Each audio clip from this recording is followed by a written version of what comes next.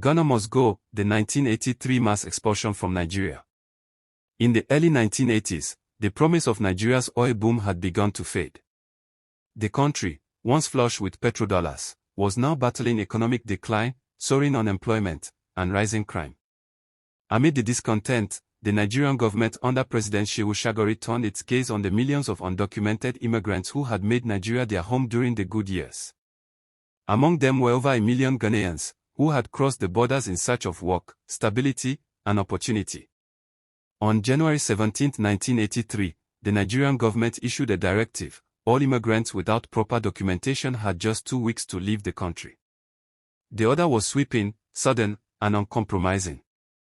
The spark that fueled this drastic move was a high-profile robbery incident at Vice President Alex Ekwim's residence, in which 2 of the culprits were identified as Ghanaian, although this was said to be rumored and unverified. This event, coupled with the economic hardship, stoked resentment against foreigners and gave the government a convenient scapegoat. Almost overnight, highways and border posts were choked with desperate families.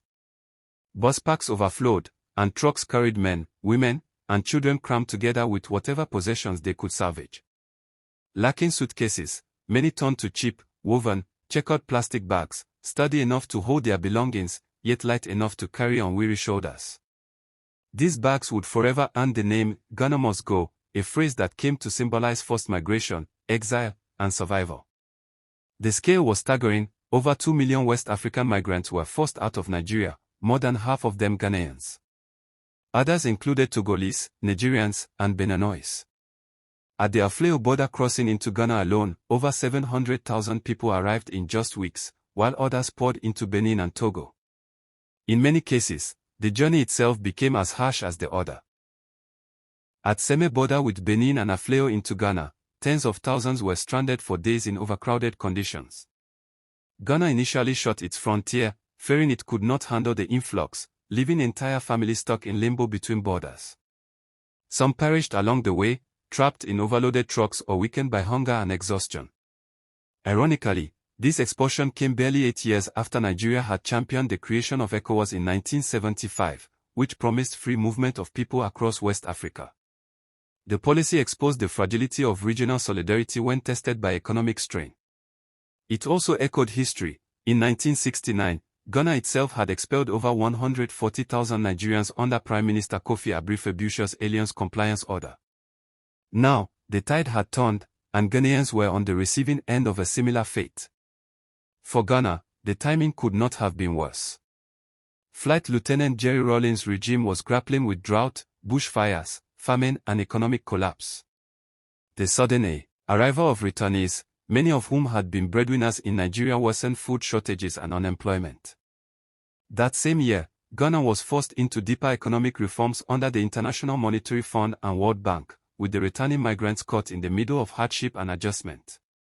Yet, in time, many of these deportees would help rebuild Ghana, contributing to its social and economic revival in later decades. The international community, including the Organization of African Unity, OAU, condemned Nigeria's action as inhumane, while Western observers expressed concern at the humanitarian toll. Within Nigeria, the government defended it as necessary to safeguard jobs and security, but not all citizens agreed. Civil society groups, church leaders, and journalists criticized the expulsion, recognizing the suffering it inflicted. The episode strained relations between Nigeria and Ghana, already tense due to ideological differences between Shagari's civilian administration and Rawlings' military rule.